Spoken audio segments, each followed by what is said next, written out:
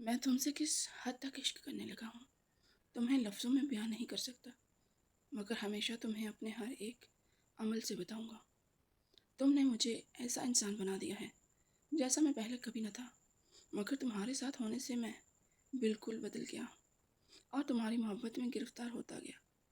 اب محبت کا یہ عالم ہے کہ تمہارے عشق میں پاگل ہونے کو تیار بیٹھا ہوں اور تم سے کبھی بھی دور نہیں جانا چاہتا، اور تم سے بھی یہی امید رکھتا ہوں کہ تم بھی مجھے چھوڑ کر کبھی کہیں نہیں جاؤ گی۔ وہ اس کے چہرے کو اپنے لبوں کے بجار کرتا گمبھیر لہجے میں بولا تھا۔ وہ گہرے سانس لیتا اس سے مزید لپٹا تھا۔ اس کے اتنے قریب آ کر عیشمان کے گرم نرم جذبات اس کے اختیار سے باہر ہوئے تھے، اور وہ ایک ایک کر کے اس پہ اپنی محبت کی بوندیں ٹپکا رکھ گیا تھا۔ وہ دلہن کے لباس میں سجی سمری بیٹھی تھی، اور آج تو سبھی اس کی بلائیں لے لینا تھک رہے تھے۔ واقعی مجھے کہنا پڑے گا، پورے گاؤں میں تم سی دلہن آج تک کسی نے نہیں دیکھی۔ اس کی سہیلی اس کی ٹھوڑی تلے انگلی رکھ کر اس کا چہرہ اونچا کرتے ہوئے بولی، تو اس کے کال گلال ہوئے تھے اپنی تعریف پر۔ ہاں تو اور کیا، ریحان بھائی کا پیار اس کے چہرے پر جو دکھتا ہے۔ دوسری طرف دوسری سہیلی نے اس کے کندھے پر کندھا ٹکراتے اس کے منقوہ کا نام لیتے اسے چھیڑا تھا، جس وہ شرم سے سرخ پڑتی اسے کونی رسید کر کے رہ گئی تھی۔ جس شاہ حویلی کا منظر تھا جہاں زحان شاہ اپنی بیگم عفاف، عبید شاہ اپنی بیگم مرجان بیگم، جبکہ سفیان شاہ اپنی بیگم ربینہ کے ساتھ رہتے تھے۔ زحان صاحب اب جو حویلی کے بڑے بیٹے تھے، انہیں اللہ نے 5 سال بعد منتوں مرادوں سے اولاد دی تھی، اور جس کا نام انہوں نے میں نے شاہ رکھا تھا۔ دوسرے نمبر پر موجود عبید شاہ کے 2 بیٹے زریاب اور دراب تھے، جب ان سے چھوٹے سفیان شاہ کے 2 بیٹیاں گل بہار اور گل رخ تھیں۔ یہ نہایت خوشحال سا خاندان تھا۔ زحان شاہ چونکہ بڑے بیٹے تھے اور گاؤں کے سردار تھے، تبھی اس گدی کے وارث اصولوں کے مطابق مینے کو بننا تھا، جس کی پوری تیاری کروائی تھی انہوں نے اسے۔ وہ اسے ہر جھگڑے میں لے جاتے، اپنے فیصلے کے دوران اسے انصاف سے فیصلہ لینا سکھاتے۔ 20 سال کی عمر میں مینے نے گدی سنبھالی تھی، جس پر سبھی گاؤں والے بہت خوش ہوتے بھی کیوں نہ، ان کے عادل و انصاف سے ہر کوئی خوش جو تھا، تو یقیناً ان کی بیٹی بھی ویسی ہی تھی۔ ان بھائیوں نے کبھی گدی کے باعث پھوٹ نہیں ڈالی تھی، مگر عبید شاہ کا ایک بیٹا دراب مینے کی گدی کے وارث بننے پر خوش نہ تھا، کیونکہ ان کے نظر میں سردار لڑکے کو بننا چاہیے تھا۔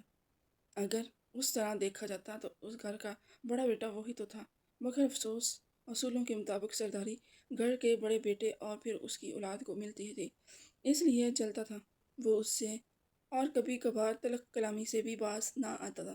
زریاب سے بڑا تھا۔ زحان نے سوچا تو یہی تھا کہ اپنی اکلوتی بیٹی کی شادی دراب سے کرے گے، مگر اس کے طور طریقے دیکھ کر انہیں اپنا یہ ارادہ ترک کرنا پڑا تھا۔ وہ تو چاہتے تھے میں نے کبھی ان کی نظروں سے اوجھل نہ ہوں، مگر قسمت کو شاید کچھ اور ہی منظور تھا۔ سرداری سنبھالنے کے 1 سال بعد مینے کا رشتہ آیا تھا۔ ان کے ہی گاؤں کا ایک پڑھا لکھا نوجوان ریحان سکندر، جو اپنی ذہانت کی بابت مشہور تھا۔ پورے گاؤں میں سرداری کے دن اس نے مینے کو دیکھا تھا اور دل ہار بیٹھا تھا، تبھی اپنے ماں باپ سے کہا تھا اس کو مینے سے ہی رشتہ کرنا ہے۔ جب اس کی بات زحان شاہ تک پہنچائی گئی تو وہ اس لڑکے سے ملنے گئے تھے۔ انہیں وہ لڑکا دیکھا بھلا اور اچھے کردار کا لگا تھا، تبھی وہ رشتہ پکا کر چکے تھے، اور 1 ماہ عرصے کے وہ مینے کی خواہش پر پہلے نکاح کروا چکے تھے اس کا، اور آج 1 سال بعد اس کی رخصتی تھی، جب اس کی سبھی سہیلیاں اسے چھیڑنے لگی تھیں۔ جب باہر سے شور اٹھا تھا، لگتا ہے بارات آ گئی، چلو چل کے دیکھتے ہیں، اس کی دوستوں نے مل کر کہا، اور بھاگ کر باہر نکلی تھی۔ پیچھے وہ اپنے دل کی دھڑکنیں شمار کرنے لگی تھی۔ فون پر اکثر اس کی ریحان سے بات چیت ہو جایا کرتی تھی۔ وہ اسے پسند کرنے لگی تھی، یا یوں کہا جائے کہ محبت اپنے پنکھ پھیلانے لگی تھی۔ جب اچانک چیخ و پکار کی آواز پر وہ اپنا دل تھام کر رہ گئی تھی۔ وہ جو ہاتھوں میں چوڑیاں پہن رہی تھی، اچانک آدھی چوڑیاں چن سے اس کے ہاتھوں سے چھوٹی نیچے گر کر چکنا چور ہو گئی تھی۔ جب اس کے دوستیں سفید چہرہ لیے بھاگتے ہوئے اندر آئی تھیں، وہ جو بھاگ کر واپس جانے والی تھی، دروازے میں ہی رک گئی تھی۔ کیا ہوا لاج، تمہارا رنگ کیوں اڑا ہوا ہے؟ کیا ہوا ہے باہر، یہ شور کیسا ہے؟ اس نے سہمے دل سے پوچھا تھا۔ दुआ गो था कि सब ठीक हो, मगर सभी दुआएं ऐन वक्त पर कबूल थोड़ी होती हैं। उनको चुप का रोज़ा रख के देख वो ज़बत करते बाहर जाने लगी थी। जब वो उसका हाथ कसकर थामे उसे वहीं रोक गई थी। नहीं, तुम बाहर मत जाओ प्लीज़, तुम नहीं जाओ। वो उसे ज़बरदस्ती रोकते बोली थी, जिस पर वो चला उठी थी। आखिर मुझे कोई बताएगा कि क्या हुआ है, अगर मैं क्यों बाहर नहीं जा सकती। और वो एकदम दहाड़ी बाहर की तरफ भागी थी, उन्हें पीछे ढकेलती, जब वो भी उसके पीछे ही लपकी थी। मगर सीढ़ियों के किनारे आते जैसे ही उसकी निगाह नीचे लाउंज पर गई, उसकी टांगें उसका बोझ सहने के इनकार कर हो गई थी, क्योंकि आयन दरमियान में ही किसी का जनाजा पड़ा था, जिसका चेहरा ढका हुआ था। बाबा इसके लबों से सरगोशी की मांद लफ्ज़ निकले हुआ मैं तहलील हुए थे। नज़रें बेताबी से एतराफ़ में घूमने लगी थी, मगर जल्द उसे अपने बाबा नज़र आ ही गए थे। उसका बाप भी यही था और माँ भी। तो फिर ये किसका जनाजा था? वह लड़खड़ाते कदमों से भागती हुई सीढ़ियाँ उतरते उस मैयत की तरफ बढ़ी थी। उसके बाबा ने उसे रोकना चाहा, मगर वो उनकी अनसुनी करते उस मैयत से सफ़ेद चादर हटा गई थी। वो चेहरा किसी और का नहीं बल्कि उसके शौहर का था, जिसके साथ आज उसकी रुखसती थी। नहीं, वो करंट खाकर उस मैयत से पीछे हुई थी, जैसे कोई भयानक ख्वाब हो, मगर ये एक तलख हकीकत थी। ये नहीं हो सकता, ये ये कैसे हो गया? वो अटक अटक कर कहती, अपना मुंह नोचती, कोई पागल लग रही थी। संभालो खुद को बेटा, उसके बाप ने आगे बढ़ते उसे अपने आगोश में काबू करते कहा, जिस पर वो सिसकने लगी थी। बाबा, कैसे, आखिर कैसे संभालूं खुद को? मेरी शादी थी आज, और विहान मुझे छोड़ कर चला गया है, और कह रहे हैं संभालो खुद को। आखिर कैसे? वो बिलक बिलक कर रोते चलाए ही तो उठी थी, जब चहमगोइयाँ शुरू हुई थी। बेचारा आयुष्मान खान के हाथों मारा गया। ना ये शर्त लगाता, ना वो उसे गोली मारता। अब पता नहीं झड़ झड़के में क्या फ़ैसला होगा। ये बात सुनकर मैंने का कान खड़े हुए थे। कौन है ये आयुष्मान खान? क्यों किया उसने ये सब? मुझे एक एक बात बताओ। वो उस शख्स के आगे जाते हुए बोली थी, जब उसने सारी कहानी कह सुनाई थी। कुछ दिन कबल दो गांव में शिकार का मुकाबला था, जिस पर खानों का सरदार अरशमा खान था और मैंने के गांव से विहान ने हिस्सा लिया था। मुकाबला टक्कर का था, मगर ऐन आखिरी शिकार पर दोनों ने एक शिकार 7 गोली चलाई थी। कोई मानने को तैयार ही ना था कि हार उसकी हुई है। विहान ने उसको कुछ ऐसी तलख बातें कह दी थीं कि वो बर्दाश्त ना कर पाया। अगर मर्द है तो मार गोली, मार ना। विहान ने उसके मुंह पर रख कर थप्पड़ मारा था और अपने दस्तों के दरमियान चला कर कहा, जो इसे पीछे खींच चुके थे। जब उसी वक्त अर्शमान के हाथ में मौजूद बंदूक का ट्रिगर चला था और 2 गोलियां विहान का जिस्म चीरती चली गई थी। मुकाबले में वो ज़बान दे चुका था, तभी उसे शादी वाले दिन आना पड़ा था, बारात ले जाने से पहले। मगर उसको क्या खबर थी कि यह मुकाबला उसकी जान ले लेगा। अर्शमान हैरत ज़दा से अपने हाथ में मौजूद गन देख रहा था। जल्द ही उसे अंदाज़ा हो गया था कि वो बहुत बड़ी गलती कर चुका था। शट, ये क्या कर दिया मैंने? वो जो भी था, उसका इरादा विहान की जान लेने का ना था। उफ उफ, डैमिट। वो दरख्त पर मुक्का मार मार कर कह रहा था, सरकार चलिए जहाँ से, वरना आप फंस जाएंगे। उसके ख़ास मुलाजिम ने उसके कान में घुसते कहा था। जैसे ही उसने वहाँ से निकलना चाहा, तो मैंने के गांव के बड़े लोग जो वहीं मौजूद थे, उन्होंने उसे रोक लिया था।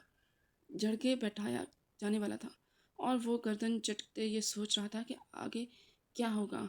उसने अपने हवेली वालों को बुलावा भेज दिया था, क्योंकि वो नहीं जानता था कि आगे क्या होने वाला है। जो भी था, आने वाला फैसला हरगिज़ अच्छा तो नहीं होने वाला था। रेहान शाह की मैयत मैंने के घर से उठी थी।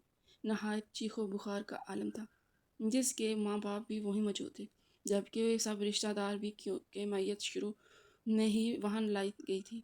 जो जनाजा भी वहीं से उठा था। जनाजे से लेकर अब तक उसने अपने लिबास को बदलने की जहमत नहीं की थी, बल्कि वहीं उन्हीं सभी लोगों में बैठी थी। आंखों में से आंसू निकलना अब बंद हो चुके थे, जबकि आंखें सुर्ख पड़ चुकी थी, जिनमें सिर्फ एक ही चीज़ लहरा रही थी कि वो कुछ और नहीं बल्कि इंतकाम था। उस शख्स से इंतकाम, जिसने उसके शौहर को उसी की बारात वाले दिन मार दिया था और उसको बेवा कर दिया था। ये कहाँ का इंसाफ था? लोग उसके बारे में बातें कर रहे थे, उसे बेचारी कह रहे थे, कुछ तंज कर रहे थे या कुछ बदकिस्मत कह रहे थे। ऐसे में जब सबके लबों पर मुस्कुराहट का शिबा तक न था, वहाँ सिर्फ दरियाफ्त था جس کے چہرے پر تم سے کرنا مسکراہٹ تھی۔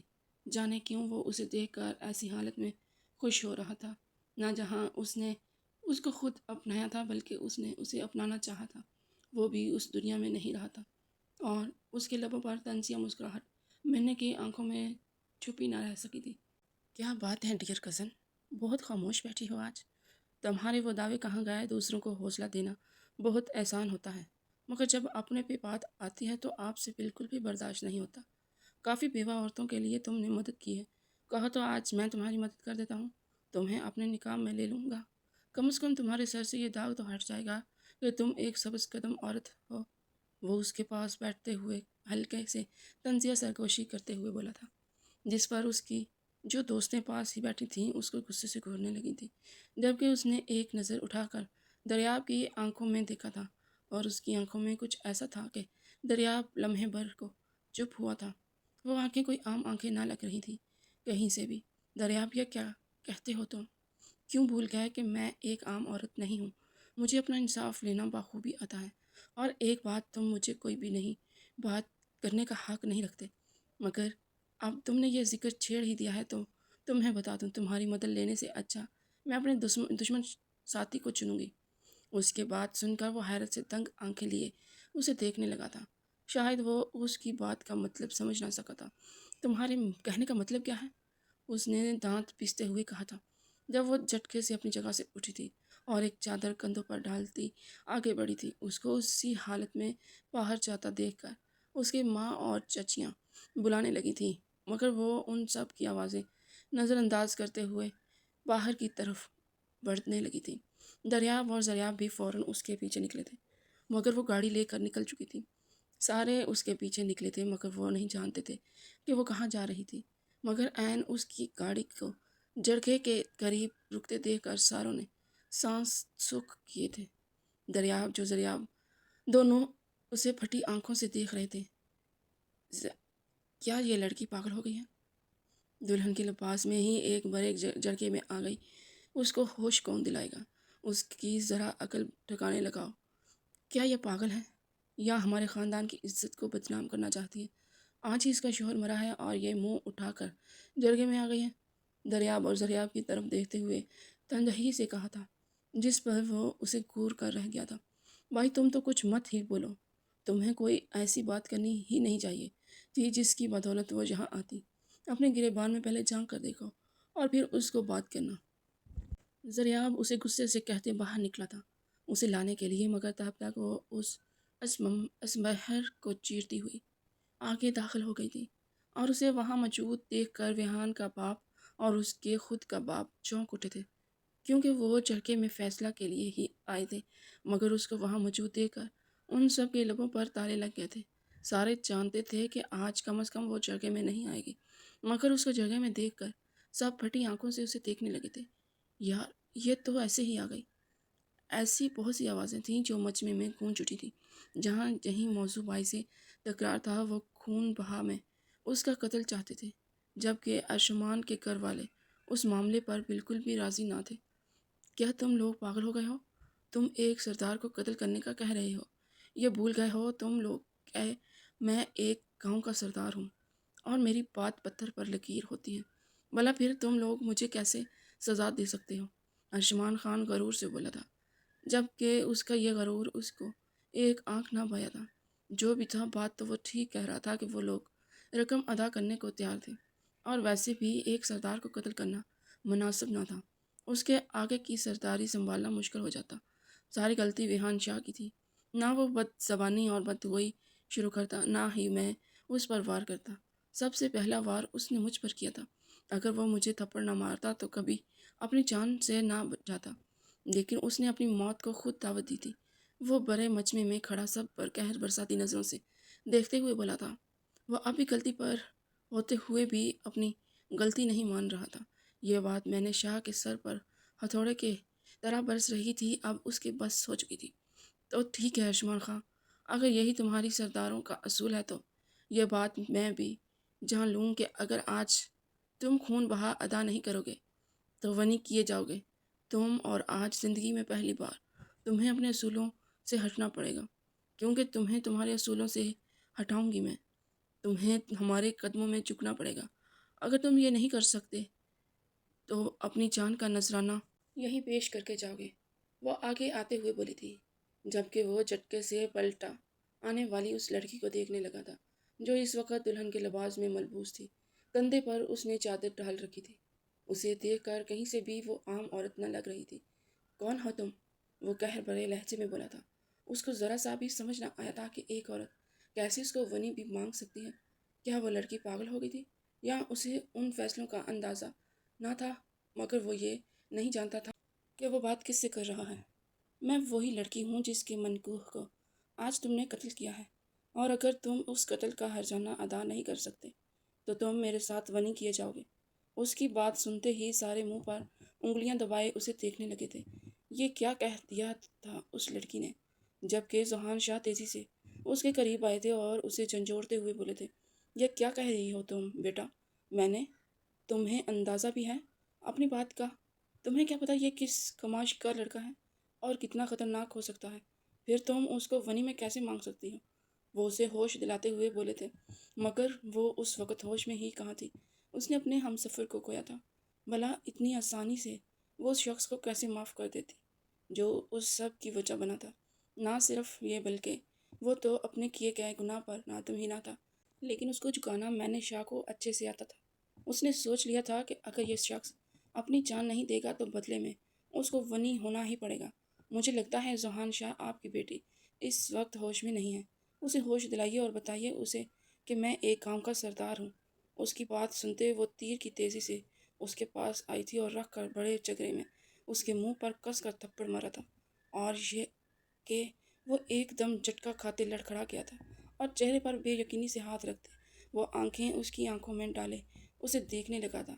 اسے سمجھ نہیں آ رہی تھی کہ کیا اس نرسک سی دھیان پان سی لڑکی نے اس کے منہ پر تھپڑ مارا تھا، اس کے منہ پر جو ایک گاؤں کا سردار تھا جس کے آگے لوگ تھر تھر کانپتے تھے۔ اس کے خوف سے ہر کوئی ڈرتا تھا اور اس کو ہی اس نے سب کے سامنے تھپڑ مار دیا تھا۔ آخر یہ کیسی جرأت تھی اس کا؟ بس نہیں چل رہا تھا کہ وہ اس کا منہ نوچ لے۔ وہ آگے بڑھا تھا اسے سبق سکھانے کے لیے، مگر دو مردوں نے اسے پیچھے سے تھام لیا تھا۔ تمہاری جرأت کیسے ہوئی آخر میرے منہ پر تھپڑ مارنے کی؟ لڑکی، تمہیں کیا اپنی جان پیاری نہیں ہے؟ وہ غصے سے چلایا تھا جو تنزیہ ہنستے ہوئے اسے دیکھ کر بولی تھی، شاید تم اپنے ہوش میں نہیں ہو اور میری جرأت کا اندازہ تمہیں نہیں ہے کہ تم نے میرے شوہر کو قتل کر کے آج کتنا بڑا گناہ کیا ہے، لیکن اس گناہ کی سزا تمہیں اسی جرگے میں ملے گی۔ یہ سوچنا بھی مت کہ تم آج یہاں سے خالی ہاتھ چلے جاؤ گے۔ وہ اسے اوپر سے نیچے تک تنزیہ نگاہوں سے دیکھتا ہوئے بولی، جب وہ بل کھاتے ہوئے بولا تھا، تمہیں کیا لگتا ہے کہ میں آرام سے تمہارے ونی ہو کر چلا جاؤں گا؟ کیا اتنا پاگل سمجھ رکھا ہے مجھے تم نے؟ وہ اس کی طرف دیکھتے ہوئے سنکی انداز میں بولا تھا، جب وہ ایک دم کہکا لگا کر ہنسی تھی۔ وہ اسے کوئی پاگل ہی لگ رہی تھی، ہنستی ہوئی جب وہ اسے اوپر سے نیچے تک ایسے دیکھ کر رہ گیا جیسے اس کی ذہنی کیفیت کو سمجھ نہ رہا ہو۔ جب وہ ایک دم اپنے چہرے کے آنسو صاف کرتی ہوئی بولی تھی، کیا تمہیں اپنی ماں سے پیار ہے؟ اس کی ایک دم موضوع سے ہٹ کر بات کرنے پر وہ ناسمجھی سے اسے دیکھنے لگا تھا۔ آخر کہنا کیا چاہتی ہو تم؟ وہ دانت کچکچاتے ہوئے بولا تھا جب وہ دوبارہ اپنا سوال دہرا گئی تھی۔ میں نے تم سے پوچھا کیا تمہیں اپنی ماں سے عزیز ہے یا نہیں؟ وہ گردن ترچھی کرتے اسے دیکھتے ہوئے بولی تھی، جبکہ اس کے دل پر چبھن سی محسوس ہوئی تھی۔ آخر یہ لڑکی کرنا کیا چاہتی ہے؟ مگر مکانکی انداز میں اس کے لبوں سے یہ بات ادا ہوئی تھی۔ ہاں ہے، کس کو نہیں ہوتی اپنی ماں عزیز؟ وہ اس کی طرف دیکھتے ہوئے بولا تھا جیسے وہ کسی پاگل سے بات کر رہا ہو۔ تو پھر یہ جان لو کہ تمہاری ماں میرے پاس ہے۔ اگر تم ان کی زندگی چاہتے ہو تو تمہیں مجھ سے نکاح کرنا ہوگا اس بڑے جرگے میں اور میرے ساتھ ونی ہو کر میری حویلی چلنا ہوگا۔ یہی تمہارے غرور ٹوٹنے کا سب سے بڑا ثبوت ہوگا اور ان سب آنے والے سرداروں کے لیے سبق ہوگا کہ آئندہ کبھی بھی کسی کے شوہر کی جان لینے سے پہلے اور کسی لڑکے کی زندگی اجاڑنے سے پہلے وہ 1000 بار سوچے گا۔ سمجھے تم؟ وہ ایک دم چیختے ہوئے بولی تھی، جبکہ وہ تنگ نظروں سے کھڑا اسے دیکھتا رہ گیا تھا۔ آج تک اس نے بہت سے ایسے کیسز دیکھے تھے جس میں ہمیشہ لڑکی ونی ہوتی آئی تھی، کبھی کسی لڑکے کو اس نے ونی ہوتے نہ دیکھا تھا جس پر ہمیشہ وہ اپنی ماں سے، مگر یہ سن کر کہ اس کی ماں اس کے قبضے میں ہے۔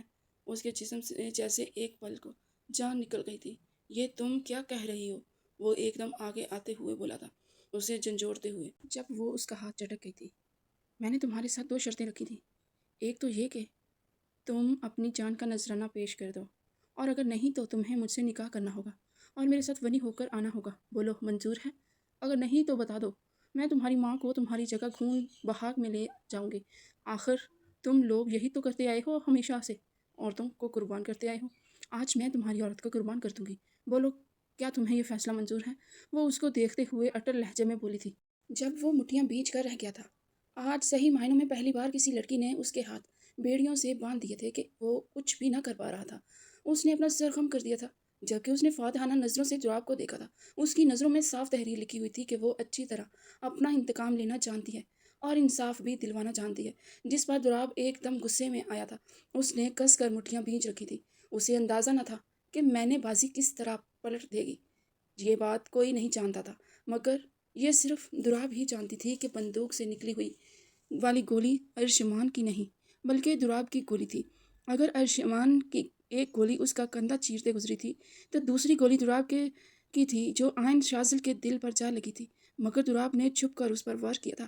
اس لیے سب ہی ارشمان کو قصوروار سمجھتے تھے، اور ارمان کو بھی اس وقت یہی لگتا تھا کہ وہ دونوں گولیاں اس کی بندوق سے ہی نکلی تھی، مگر کوئی نہیں جانتا تھا کہ دعاب ہی سب کا ماسٹر مائنڈ تھا۔ وہ چاہتا ہی نہیں تھا کہ مینے کی شادی آج ہو پائے اور وہ ہمیشہ کے لیے بیوہ ہو جائے، اور نہ ہی اسے کوئی اپنائے۔ یہ اس کے سب سے بہتر بدلہ ہوتا اس کے لیے، مگر مینے کی بازی نے سب کچھ بدل کر رکھ دیا تھا۔ آنن فانن ان کا نکاح ہوا تھا۔ ذیشان شاہ نے اس کو بہت سمجھایا تھا، مگر اس نے ان کی ایک نہ سنی تھی، اپنی بات پر قائم رہی تھی اور اس سے نکاح کر کے ہی دم لیا تھا۔ نکاح کرتے ہوئے بھی اس کی آنکھوں میں سرخی تھی۔ آج ارشمان اپنی بے بسی کا اچھا سا اندازہ ہوا تھا، اور اس بات کا بھی کہ ایک لڑکی اگر بدلہ لینے پر آئے تو وہ کیا کچھ نہیں کر سکتی۔ ان دونوں کا حویلی میں داخل ہوتے دیکھ پورے خاندان والوں نے حیرت بھری نظروں سے دیکھا تھا۔ مرد تو پہلے ہی جانتے تھے کہ کیا ہوا ہے، مگر عورتیں اس بات سے انجان تھیں، اس لیے سبھی حیرت بھری نظروں سے دیکھ رہی تھیں کہ یہ کون ہے، میں نے، اور تمہارے ساتھ کیوں آ رہا ہے؟ اس کی ماں نے آگے آتے ہوئے پوچھا تھا، جب وہ اس کے اوپر ایک دم سخر بری نگاہ ڈال گئی بولی تھی، ماں یہ خون بہا میں آیا ہے ونی ہو کر، ہمیشہ لڑکیاں ونی ہو کر آتی ہیں نا، مگر آج پہلی بار میں نے سب اصول بدل ڈالے ہیں، اس لیے اسے ونی کیا گیا ہے۔ وہ اپنی ماں کو وضاحت دیتے ہوئے بولی تھی، ایسے جیسے بہت سی عام سی بات ہو، جس پر وہ اپنے منہ پر ہاتھ دھرے اسے دیکھنے لگی تھی کہ ان کی بیٹی کو آخر کیا ہو گیا تھا۔ کیا اس کا دماغ تو درست تھا؟ مگر اگلے ہی پل ارشمان کی زبان پر بھی کچلی ہوئی تھی، بھلا وہ کیسے اس کو آرام سے چینے دے سکتا تھا؟ اس لیے اگلے ہی پل وہ زبان درازی کرتے ہوئے بولا تھا، ساسو ماں اگر یہ بھول گئی ہیں تو میں ان کو یہ بات بھی یاد دلا دیتا ہوں کہ میں نہ صرف یہاں ونی ہو کر آیا ہوں، بلکہ آپ کی بیٹی سے نکاح کیا ہے میں نے، اور اس کے شوہر کی حیثیت سے اب سے میں اس حویلی میں رہوں گا۔ وہ گردن ترچھی کرتے ہوئے میں نے پر ایک قہر بھری نگاہ ڈالتے ہوئے دانت کچکچاتے ہوئے بولا تھا، جس پر وہ سر چٹک کر رہ گئی تھی۔ آخر سمجھتا کیا تھا وہ خود کو؟ اگلے ہی لمحے وہ تیزی سے آگے بڑھنے لگی تھی اور اس کو چھوڑ کر وہ اوپر جاتے اپنے کمرے میں بند ہو گئی تھی۔ اپنے زیور اتارتے وہ ٹوٹ پھوٹ کا شکار تھی۔ اتنی دل سے سجی تھی آج وہ، مگر کیا جانتی تھی کہ اس کے نصیب میں آج اس طرح سے نکاح ہونا لکھا تھا۔ شاور کے نیچے کھڑے ہوتے پانی تیزی سے اسے بھگونے لگا تھا، ساتھ ہی آنسو اس کے چہرے پر بہتے چلے جا رہے تھے۔ کافی دیر وہ شاور کے نیچے کھڑے ہو کر خود کو ٹھنڈا کرتی رہی، مگر اور خود سے دل میں عہد باندھ رہی تھی کہ وہ شاذل کو بالکل بلا دے گی، کیونکہ اپنا بدلہ اس سے پورا کر چکی تھی۔ شاذل یقیناً اب سکون کی نیند سو سکے گا، مگر کیا واقعی اس نے شاذل کا بدلہ تو لے لیا تھا، مگر جانے انجانے میں خود کو اس ظالم شخص کے ساتھ پھنسا لیا تھا جس کے ساتھ زندگی گزارنے کا وہ تصور بھی نہیں کر سکتی تھی۔ کیا وہ ارشمان خان کو جانتی تھی؟ ہاں، وہ اسے اچھی طرح جانتی تھی۔ اس کے روب اور غرور کے قصے اس نے سن رکھے تھے۔ جیسے ہی وہ نہا کر باہر نکلی تھی، ٹراؤزر شرٹ میں اپنے کمرے میں اسے پہلے ہی موجود دیکھ کر اس کے ماتھے پر تیوری سجی تھی۔ تم یہاں کیا لینے آئے ہو؟ وہ اس کی طرف دیکھتے ہوئے بولی تھی، جب وہ اسے اوپر سے نیچے تک معنی خیزی سے دیکھ کر رہ گیا تھا، مگر اس کا جواب دیے بغیر ہی وہ بیڈ پر لیٹا تھا چوڑا ہوتے ہوئے، جس پر وہ ماتھے پر بل لاتے اسے گھورنے لگی تھی۔ بیوی اگر تمہیں نہیں تو میں تمہیں اچھی طرح بتا دوں، کہ آج ہماری شادی ہوئی ہے اور میں تمہارا شوہر ہوں۔ اگر شوہر اپنی بیوی کے ساتھ نہیں رہے گا تو کہاں رہے گا؟ تم ہی بتا دو۔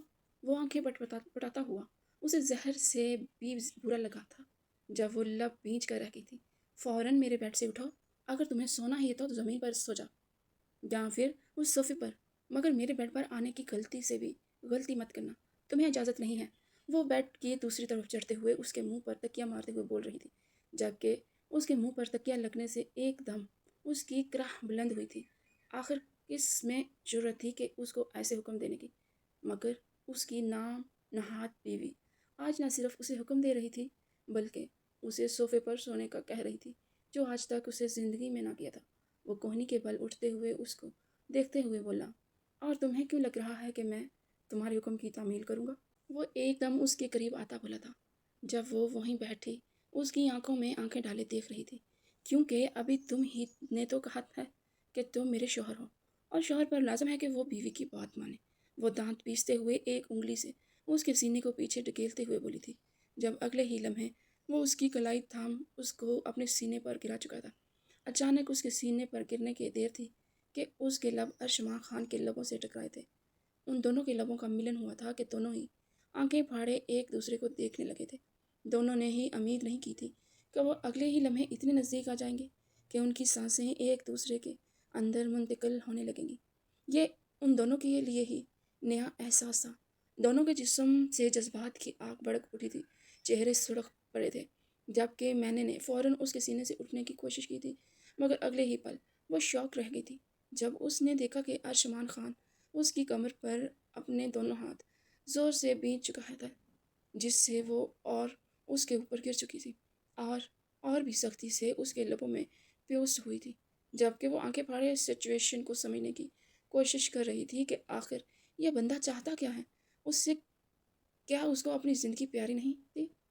کیوں اس کے ہاتھوں قربان ہونا چاہتا تھا؟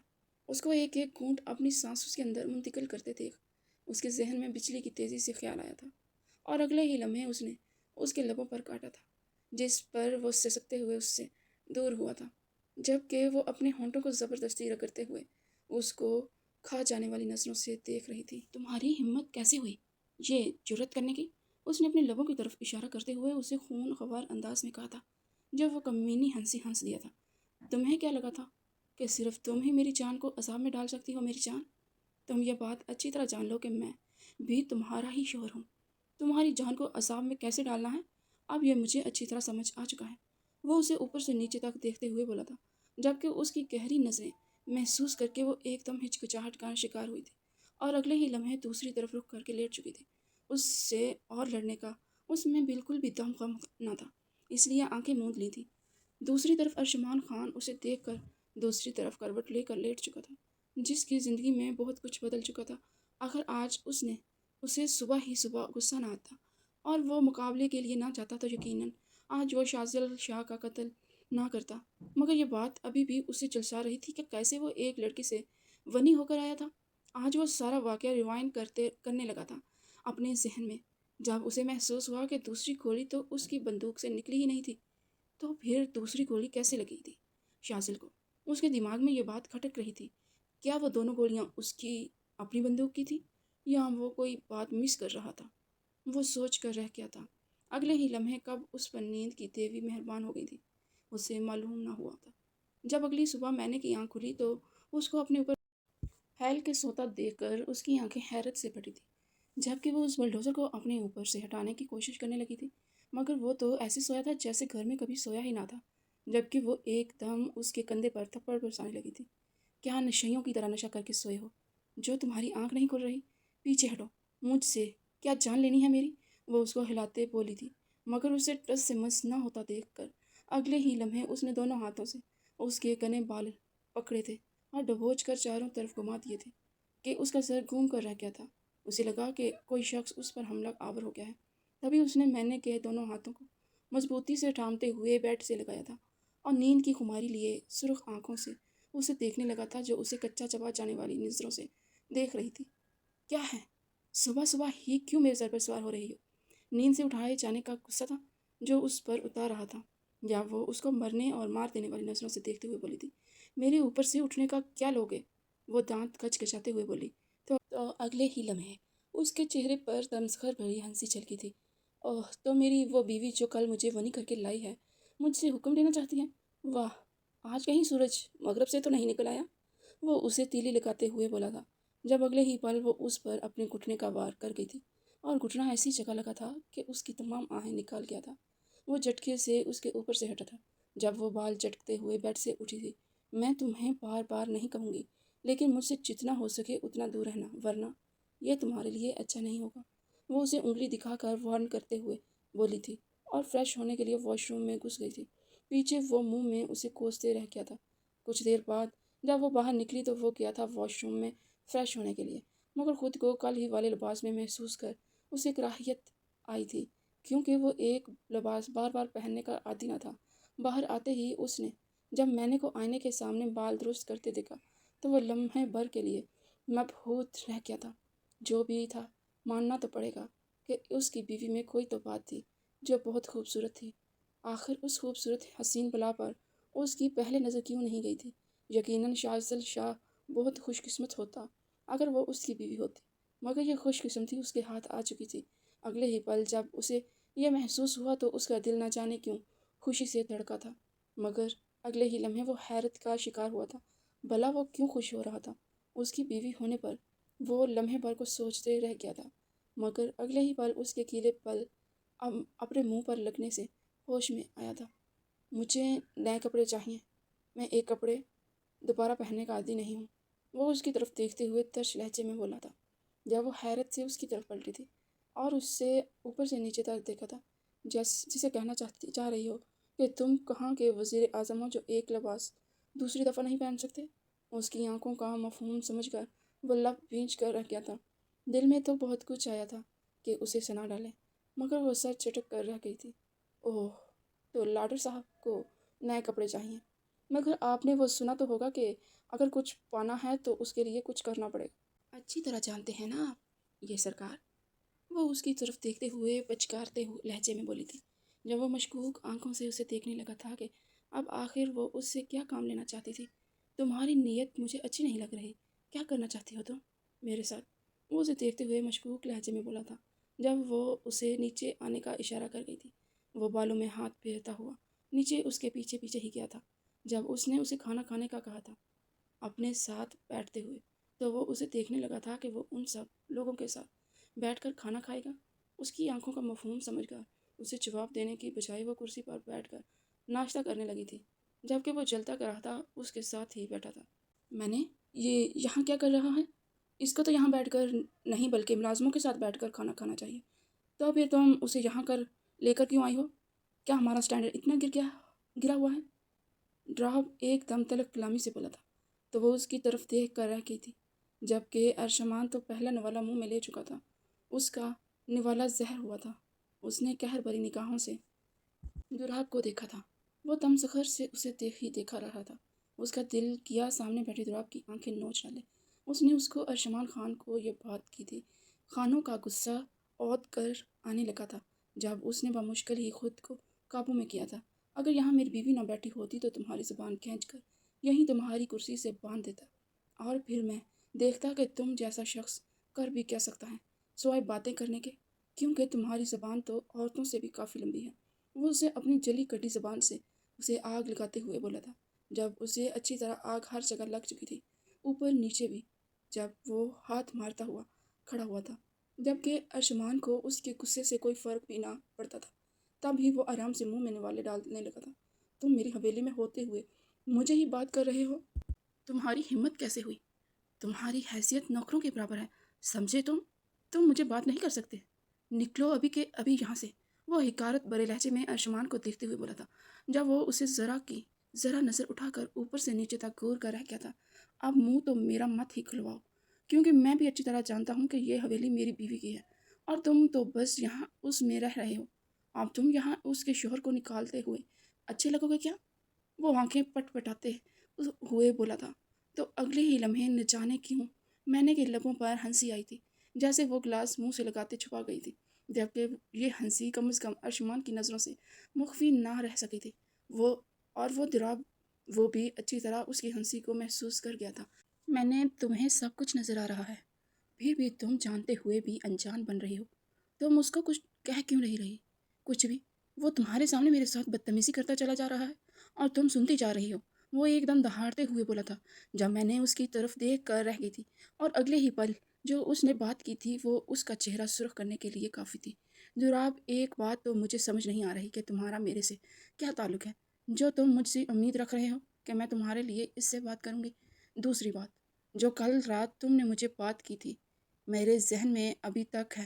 میں اس بات کو بھولی نہیں ہوں، اور تمہیں اچھی طرح پتہ ہے کہ جو سب بھی ہوا ہے یہ اسی بات کا نتیجہ ہے جو کل تم نے کی تھی۔ اگر تم وہ بات نہ کرتے تو آج یہ تمہارے سامنے نہ بیٹھا ہوتا۔ اگر یہ یہاں موجود ہے تو وہ صرف تمہاری بدولت۔ اس لیے اس کو کیسے برداشت کرنا ہے یہ تمہارے اپنے اوپر ہے۔ میرے سے اس معاملے میں کسی بھی امید کی توقع مت رکھو۔ وہ اسے جلا کر خاک سر کرتے ہوئے ناشتہ سے ہاتھ جھاڑتی اٹھی تھی، جبکہ اس کے ساتھ ہی ارجمان بھی اٹھا تھا۔ اس کی بھوک تو ویسے بھی دراب کے طنز سنتے ہوئے مر گئی تھی، جبکہ اپنی بیوی کے ساتھ جانا اس نے ضروری سمجھا تھا۔ یقیناً اگر وہ یہیں رکتا تو ان کی ضرور کوئی نہ کوئی لڑائی ہو جاتی۔ تو پتہ نہیں یہ لڑکی اس کی ماں کے ساتھ کیا کرتی جو اس کے قبضے میں تھی، مگر اس پاگل نے یہ جاننے کی ذرا بھی کوشش نہ کی تھی کہ اس کی ماں واقعی میں اس کے ساتھ ہے بھی یا نہیں، یا پھر میں نے صرف اس کو اپنے جال میں پھنسانے کے لیے اس کے ماں کا ذکر کیا تھا۔ بھلا وہ اس کی ماں کو کیسے جانتی ہے اور کہاں سے لے کر آتی؟ وہ یہ بات ابھی سوچ ہی نہیں پایا تھا۔ ایک کے بعد ایک بار ایسا ہوا تھا کہ اس کے ذہن پر کہ وہ کچھ سوچنے کے قابل ہی کہاں رہا تھا۔ ڈیرے پر جانے سے پہلے وہ اسے کھیت میں لے کر آئی تھی، جبکہ وہ اس کو دیکھ رہا تھا کہ یہ آخر کرنا کیا چاہتی ہے۔ اب تم میرا منہ کیا دیکھ رہے ہو؟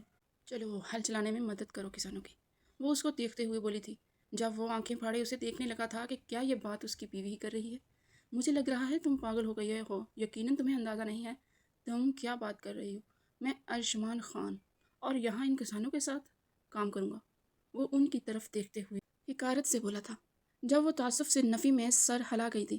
تمہیں یہی تو سکھانا ہے کہ انسان کی ویلیو کیا ہے۔ یہ بھی تو انسان ہے اور یہاں کام کر رہے ہیں، تو تم میں اور ان میں فرق کیا ہے؟ وہ اسے جتاتے ہوئے بولی تھی۔ اور اگر تمہیں یاد نہ ہو تو تمہیں یاد دلا دوں کہ تمہاری ماں ابھی تک میرے پاس ہے، اور اس پر جتاتی ہوئی نظر ڈال کر بولی تھی، جبکہ وہ لب کاٹ کر رہ گیا تھا۔ ایک یہی واحد کمزوری تھی جس کی وجہ سے وہ کچھ کر نہ پا رہا تھا۔ اس کے ہاتھ بندھے تھے۔ وہ یہ بات نہیں جانتا تھا کہ اس کے گھر والوں نے اس سے بہت بار اس کی حویلی کے باہر آتے اس سے ملنے کی کوشش کی تھی، مگر ان کو وہیں سے لٹا دیا گیا تھا۔ اور پھر وہ پورا دن اس نے ان کسانوں کے ساتھ کھیتوں میں کام کیا تھا، جبکہ وہ اس پر نظر رکھے ہوئے تھی۔ جب وہ تھک ہار کر وہاں آرام کرنے کو بیٹھا تو وہ اسے دیکھنے لگی تھی۔ اب ایسے کیا دیکھ رہی ہو؟ اور بھی کچھ باقی ہے کیا؟ وہ پہاڑ کھانے کو دوڑا تھا، جس پر وہ نفی میں سر ہلا گئی تھی، اور اس کے آگے اچھا کھانا منگوایا تھا اس کے کھانے کے لیے، جس پر وہ ایک نظر اس پر ڈال کر رہ گیا تھا۔ کہیں اس کھانے میں زہر تو نہیں ملا دیا تم کب سے اتنی اچھی ہو گئی کہ مجھے اتنا اچھا کھانا فراہم کرنے لگی؟ وہ اسے دیکھتے ہوئے طنز کرتا ہوا بولا تھا، جس پر وہ کھانا واپس اٹھانے لگی تھی۔ جب وہ اس کے ہاتھ سے چھین کر کھانے لگا تھا، اس کو رغبت سے کھاتے دیکھ کر جانے کیوں اس کے لبوں پر ہنسی چھلکی تھی۔ پھر یہ سلسلہ چل نکلا تھا۔ وہ اس کو روز کام پر لے جانے لگی تھی۔ اس 2 ماہ کے عرصے میں اس کو اچھی طرح اندازہ ہو گیا تھا کہ وہ عام لوگ بھی اسی کی طرح ہیں، اور غرور آہستہ آہستہ اس کے لہجے سے جاتا رہا تھا۔ وہ محنت پسند انسان بن چکا تھا، جسے دیکھ کر اس کا دل بہت خوش ہوتا تھا۔ وہ کبھی کبھار سوچتی تھی کہ کاش شازل کا قتل اس نے نہ کیا ہوتا تو وہ اس سے جی بھر کے محبت کرتی، مگر وہ کیا جانتی تھی کہ واقعی شازل کو اس کی گولی نے نہیں بلکہ دراب کی گولی نے مارا تھا، اور یہ راز بھی اس سے زیادہ دیر مخفی نہ رہ سکا تھا۔ آج جیسے ہی وہ گھر لوٹی تو ان کو رات دیر ہو چکی تھی، جبکہ اسے کمرے میں جانے کا کہتے وہ خود کچن میں کافی بنانے کے لیے آنے لگی تھی۔ جب اس نے کچن میں پہلے ہی کسی کو موجود محسوس کر کے وہیں ٹھٹک کر رک گئی تھی، کیونکہ کچن میں پہلے ہی دراب موجود تھا، جو غصے سے اپنے کسی بندے کو جاڑ رہا تھا۔ کیا فائدہ تیرا اپنے مالک کو بھڑکانے کا؟ میں نے گولی ماری تھی شازل کو، پھر بھی وہ اس ارجمان سے بدلہ لینے کی بجائے اس کے ساتھ محبت سے رہ رہی ہے۔ ایسا کیوں ہے؟ دراب کسی پر جاڑ رہا تھا، مگر اس کی یہ بات سنتے ہی وہ پتھر کی مورت بن گئی تھی۔ کیا کہہ رہا تھا وہ؟ کیا ارجمان نے شازل کو نہیں مارا تھا؟ اس کے دل میں شدید درد اٹھا۔ اس نے دعا کی کہ کاش یہ جھوٹ ہو، مگر دراب کی اگلی بات نے اس کی سانسیں تک ساکن کر دی تھی۔ جلد ہی اس کا بھی بندوبست کروں گا۔ میں تمہیں پیسے بھیج دوں گا، اس پر گولی سیدھا ارشمان کے دل میں لگنی چاہیے۔ اس کو تو یہ اندازہ بھی نہ ہوگا کہ اس کا خاص ملازم میرے ساتھ ملا ہوا ہے اور پیسوں کے لیے بک گیا ہے۔ پچھلی دفعہ میں نے شازل کے دل میں گولی ماری تھی، مگر اس بار تم اپنے ہی مالک کے دل میں گولی مارو گے، سمجھے تم؟ وہ ایک دم کرتے ہوئے لہجے میں بولا تھا۔ اس نے دعا کی کہ وہ سننے کے نعمت سے محروم ہو جائے، کیونکہ اس کے دل میں بہت درد اٹھا تھا۔ اس نے ایک بے قصور کو سزا دی تھی، جبکہ اصل قاتل تو کوئی اور تھا۔ اس نے فوراً فون نکالا اور اب بھی اس ملازم کو ہدایت دے رہا تھا، جبکہ اس کے سارے کالے کرتوت وہ ریکارڈ کر چکی تھی۔ اب بس بدلہ باقی تھا، اور وہ بھی اس شخص سے جو اصل میں اس کا حقدار تھا، اس سے نہیں جو بیچارہ مفت میں اس کے طنز اور کاموں کا شکار ہوا تھا۔ وہ کافی بنائے بغیر کمرے میں چلی گئی تھی اور بہت روئی تھی، جبکہ اسے یوں دیکھ کر ارشمان پریشان ہو اٹھا تھا۔ اب تو اس کی اچھی بننے لگی تھی اپنی بیوی سے، پھر وہ کیوں رو رہی تھی؟ کیا ہوا ہے ملکہ؟ تم رو کیوں رہی ہو؟ وہ پیار سے اسے ملکہ کہتا تھا، جب چھیڑنا ہوتا تھا تو تب بھی ملکہ کہتا تھا۔ اب بھی اس کی آنکھوں میں آنسو دیکھ کر وہ اسے ملکہ کہنے سے باز نہ آیا تھا، جبکہ اس کی اتنی محبت پر وہ اور زوروں سے رو دی تھی۔ وہ اس سے اتنی محبت کرنے لگا تھا، جبکہ ہر پل وہ اس کو ٹھکرانے لگی تھی، اور اب جب وجہ پتہ چلی تو خود سے نفرت محسوس ہو رہی تھی کہ وہ اس شخص کی محبت کو ٹھکراتی آئی تھی جو اس کا شوہر تھا، اس پر حق رکھتا تھا۔ وہ چاہتا تھا تو اس سے سارے حقوق لے سکتا تھا، مگر وہ اس کی شرط کا احترام کر رہا تھا، اپنی سزا پوری کر رہا تھا۔ وہ کچھ کہے بغیر بس اس کے سینے پر سر رکھ کے سونے کی کوشش کرنے لگی تھی، مگر اس کا سر درد سے پھٹا جا رہا تھا، جس پر وہ اسے سر درد کی دوائی دے گیا تھا، جس میں نیند کی دوائی بھی شامل تھی۔ اور پھر جو اقرار اس نے نیند میں ارشمان سے کیا تھا، وہ اس کے دل کی دنیا ہلا دینے کے لیے کافی تھا، کیونکہ وہ نیند میں اقرار کر گئی تھی کہ وہ اس سے محبت کرنے لگی ہے، مگر کبھی اس کے سامنے اعتراف نہیں کیا۔ یہ سن کر ارشمان کا دل کیا ابھی اس کے جسم میں پورا اتر جائے، مگر ابھی یہ وقت نہ تھا۔ ابھی تو اپنی اس ملکہ سے اعتراف کرنا باقی تھا۔ اگلی صبح وہ خاموش تھی، اور کھیتوں میں بھی وہ زیادہ کچھ بولی نہ تھی، جس پر ارشمان اسے دیکھ رہا تھا۔ جب اس نے اچانک کہا تھا کہ چلو مال چلتے ہیں، فارغ ہو کر وہ اسے گاڑی میں لیے مال آئی تھی، جبکہ وہ مال میں اس کے ساتھ تشویش سے داخل ہوا تھا۔ اب یہاں کیا کرنے آئے ہیں ہم؟ وہ اس کی طرف دیکھتے ہوئے بولا، جس پر وہ خاموشی سے اسے لیے ایک جینٹس شاپ میں گئی تھی اور اس کے لیے 10-15 شلوار قمیض لے لیے تھے۔ اب خوش ہو؟ وہ اسے دیکھتے ہوئے بولی۔ اس پر وہ کراہ کے رہ گیا تھا۔ اف، یہ اور اس کے نخرے! کبھی کبھی تو لگتا ہے کہ بیوی یہ ہے اور شوہر میں ہوں۔ وہ ہلکا سا ربرائی تھی، جبکہ اس کی بڑبڑاہٹ صاف ارشمان نے سنی تھی، جس پر وہ اگلے ہی لمحے اسے نزدیک کر گیا تھا۔ اگر تمہیں کوئی شک ہے تو میں تمہیں یقین دلا دیتا ہوں کہ میں ہی تمہارا شوہر ہوں۔ وہ اسے ٹرائل روم میں گھسیٹتے ہوئے اس کے لبوں پر چکا تھا، جبکہ وہ ایک دم اس کے جھک جانے پر شتر رہ گئی تھی، جبکہ خود کو اس سے دور ہٹانے لگی تھی۔ میری جنگلی بلی، تم سے محبت کرنا ارشمان خان کے پلان کا حصہ تو نہیں تھا، مگر تم سے شدید محبت ہو گئی ہے، اور اب سے یہ خان صرف تمہارا ہے۔ تم سے پہلے کسی عورت کو میں نے محبت کی نظر سے دیکھا تک نہیں، لیکن تم وہ ہستی ہو جس نے ارشمان خان کے لبوں کو چھونے کی جسارت کی ہے، اور تمہاری قربت کا دیوانہ ہو گیا ہے یہ ارشمان خان، اس لیے تمہیں کبھی بھی خود سے دور جانے نہیں دینا چاہتا۔ میں نے ساکت سی اس کی آنکھوں میں دیکھے جا رہی تھی۔ تم پاگل ہو چکے ہو خان، اور کچھ نہیں، تم اس لڑکی سے محبت کر بیٹھے ہو جو پہلے کسی اور کے نکاح میں تھی۔ وہ سر نفی میں ہلاتے زخمی آنکھوں سے مسکرا گئی تھی۔ غلط کہہ رہی ہو تم، اس کی صرف منکوحہ تھی، لیکن بیوی تم صرف ارشمان خان یعنی میری ہو۔ وہ اس کی بھیگی آنکھوں پر باری باری اپنے لب رکھ کر بولا تھا۔ وہ اس کے قریب ہوتے اس کا چہرہ دونوں ہاتھوں میں بھرتے اس کی پیشانی پر اب اپنے لب رکھ گیا تھا۔ میں نے کہ حیرانگی مزید بڑھی تھی، وہ سیٹل سی اس کے لبوں کی نرمی اپنے چہرے پر محسوس کر رہی تھی۔ وہ دیوانوں کی طرح اس کے ایک ایک نکویش پر اپنے لب رکھ رہا تھا۔ ارشمان خان کے گرم نرم لب رک ہی نہیں رہے تھے، وہ پاگلوں کی طرح اسے چومے جا رہا تھا۔ میں نے کانپتے ہاتھوں سے اسے خود سے دور کرنا چاہا۔ اس کی شدت میں مزید تیزی آئی تھی، وہ اپنے لمس سے اس کا چہرہ جھلسا چکا تھا۔ میں نے اب کی بار اس کے کرتے کی مٹھیوں میں جکڑتے اسے پوری قوت سے خود سے دور ڈھکیلا تھا۔ وہ بے خود سا اس کے نکوش کو چھو رہا تھا جب وہ پیچھے کو ہوتے لڑکھڑایا تھا۔ میں نے گہرے سانس لیتے اسے شعلہ بار نگاہوں سے دیکھ رہی تھی۔ ارشمان خان کی آنکھوں میں اس کے خود سے دور جھٹکے پر جنونیت سی لہرائی تھی۔ ایک یہی چیز تھی وہ مقابل کی برداشت نہیں کر سکتا تھا۔ وہ اسے خود سے دور جھٹکے یہ برداشت نہیں کر سکتا تھا۔ وہ اس کے قریب ہوتا اس کے لبوں پر اپنے دہکتے لب رکھ کر انہیں شدت سے اس کی سانسیں گھونٹ گیا تھا۔ وہ بہت شدت سے اس کے لبوں کو جکڑے اس کی سانسیں کھینچ رہا تھا۔ میں نے اپنے ناخنوں سے اس کی گردن پر بے دردی سے خراشیں ڈالی تھی، جبکہ ارشمانی شریر سا مسکراتے ہوئے پیچھے ہوا تھا۔ اپنی گردن سے اس کے دیے ہوئے زخموں پر خون کی بوندوں کو انگلیوں سے چنتے اس نے میں نے کو دیکھا تو گہرے سانس لیتے اسے شعلہ وار نگاہوں سے دیکھ رہی تھی۔ ہائے جانم، اب تو مجھے عادت ہو گئی ہے تمہارے دیے گاؤں کی۔ بڑے بے باک سے ہوتے ہیں، ہمیشہ اپنی ملکیت کے نشان ڈال کر ہی جاتے ہیں، اور اب تو جب تک تم زخم نہ دے ڈو مجھے چین نہیں آتا، میری صفاق بے رحم جنگلی بلی۔ ارشمان نے ایک بار پھر سے اس کی آنکھوں پر اپنے دہتے لب رکھے تھے۔ یہ کیا کہہ رہے ہو تم ارشما خان؟ ہوش میں تو ہو؟ کل کو میں تمہاری دشمن اور جلاد صف بیوی تھی، راتوں رات کیا ہو گیا جو تم مجھ پر محبت نچھاور کرنے لگے ہو؟ میں نے ارشمان کی آنکھوں میں دیکھتے الجھن بھرے لہجے میں استفسار کیا۔ رات کو نیند میں ہی صحیح، پر تم نے مجھ سے معافی مانگی اور اپنی محبت کا اقرار کر لیا۔ اب دیکھنا میں تمہیں بتاؤں گا کہ کسی کو دل کی ملکہ بنانا کسے کہتے ہیں۔ ارشمان نے جھکتے ہوئے اس کے سفید دودیا گردن پر اپنے دہتے لب رکھے تھے۔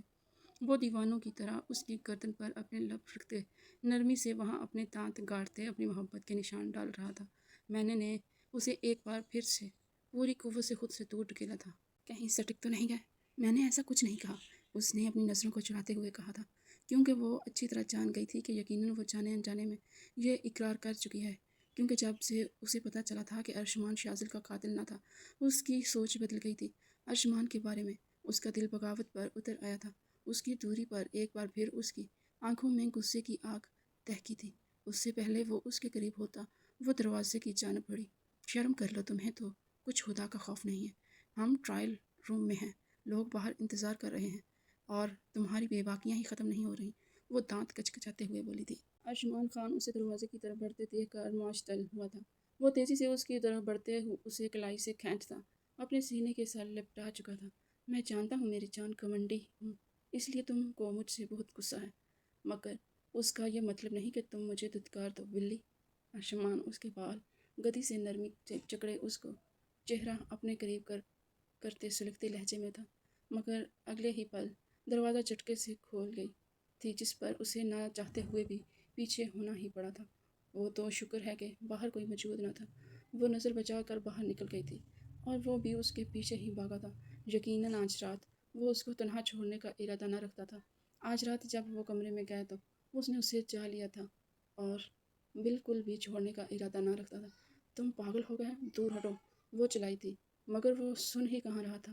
آج میں اپنے سارے حق لینے کا ارادہ رکھتا ہوں اور تم مجھے نہیں روکو گی، وہ ایک دم جنون بھرے لہجے میں بولا تو وہ ساکت رہ گئی تھی۔ پہلے ہی وہ اسے کافی بار روکتی آئی تھی، مگر اب وہ اس چیز کا واقعی حق نہ رکھتی تھی۔ وہ حق بجانب تھا۔ وہ اس سے لیے بیڈ پر منتقل ہوا تھا اور ایک ایک کر کے اس کو تمام کپڑوں سے آزاد کرنے لگا تھا۔ آرام سے، وہ خوف بھرے لہجے میں بول رہی تھی، کیونکہ پہلی بار اس کے گہرے لمس آشنا ہونے جا رہے تھے۔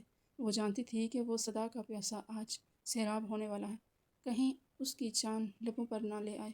وہ اس کے جسم کا حصہ بنے اپنے گرم بدن سے مینے کی شرم سے کپ کپاتے وجود کو تقویت پہنچا رہا تھا۔ وہ اس کے اور اپنے اوپر ایک چادر اچھی طرح لپیٹ گیا تھا، اس کے بدن کا حصہ بنے۔ ارشمان خان کی لمبی انگلیاں مینے کے انگ انگ پر سرسرانے لگی تھی۔ وہ بے تابی سے اس کی نکویش پر بہت نرمی سے اپنی انگلیاں پھیرنے لگا۔ ارشمان خان نے تڑپتے ہوئے اپنے سلگتے ہوئے لب دیوانہ وار اس کی خوبصورت نکویش پر رکھے تھے۔ وہ مزید خود پر قابو نہ پا سکا تھا۔ ارشمان کے لب یہاں رکے نہیں تھے، بلکہ مینے کے چہرے کو دونوں ہاتھوں میں بھرتے اس کے لب دیوانوں کی طرح اس کے چہرے کے ایک ایک نقش کو چھوتے گئے تھے۔ وہ دیوانوں کی طرح اس کی نکویش کو اپنے گرم لبوں سے جلسا رہا تھا۔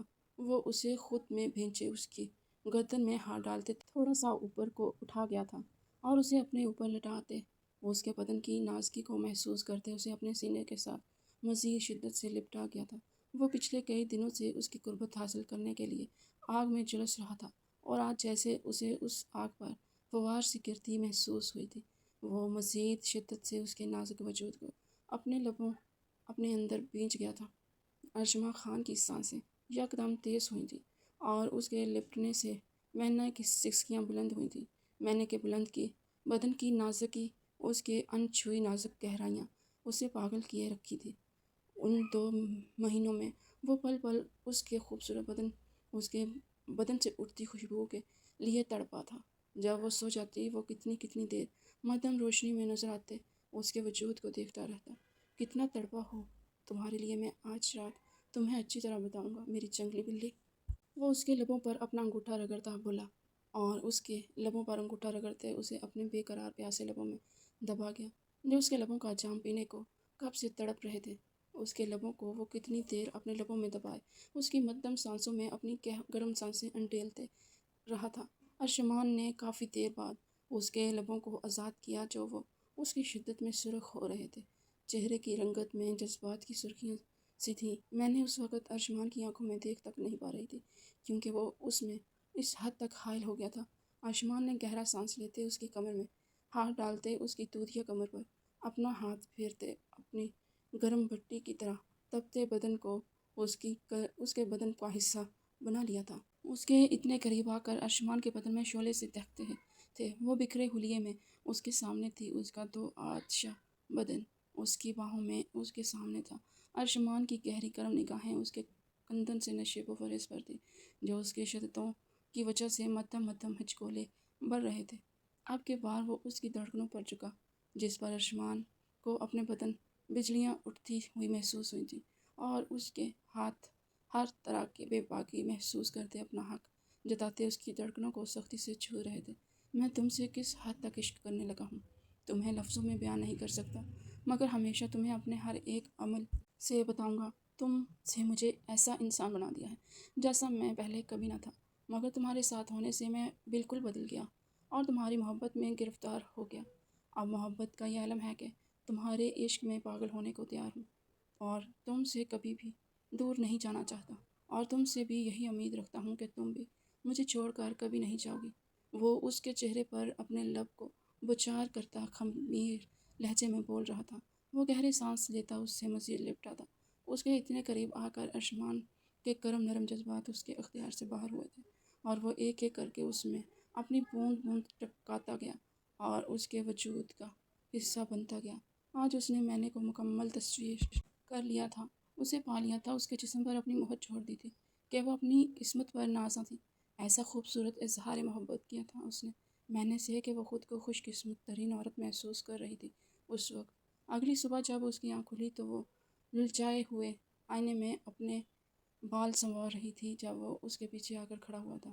آج ایسی کیا خاص بات ہے جو تم اتنی خوش لگ رہی ہو؟ وہ اس کے گرد اپنی باہیں حائل کرتا بولا تھا، جب وہ ایک دم سیریس انداز میں اس کی طرف پلٹی اسے دیکھنے لگی تھی۔